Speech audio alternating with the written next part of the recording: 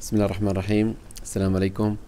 أنا اللي كنت معكم المرة اللي فاتت بالفلسطيني، والحمد لله ربي ما خيبش دعائي، وربح المغرب وعن جدارة واستحقاق. وأي واحد بشكك في جدارة المنتخب مع احترامي راح يكون يعني هو مش كتير بفهم في كرة القدم، لأنه لعب خطة دفاعية رائعة 100%، ونجح فيها والحمد لله ربنا وفقهم. وإن شاء الله المباراة الجاية بإذن الله تعالى إن شاء الله بإذن الله راح نربح، وأنا أتوقع النتيجة راح تكون يا 2-0 يا 3-1 والله أعلم.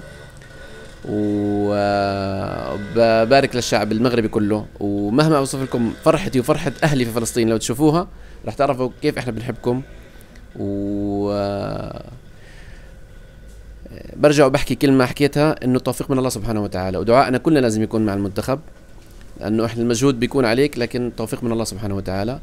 وإن شاء الله رابحين هذا، وإن شاء الله رح نوصل للنهائي، وإن شاء الله رح ناخذ الكاس، ورح تتذكروا كلامي ورح نفرح مع بعض، والله يفرحكم دايما، وخلوا دايما فلسطين في قلبكم، لأنه أنتم كمان في قلبنا. الله يجمعنا دايما على الخير وعلى المحبة إن شاء الله.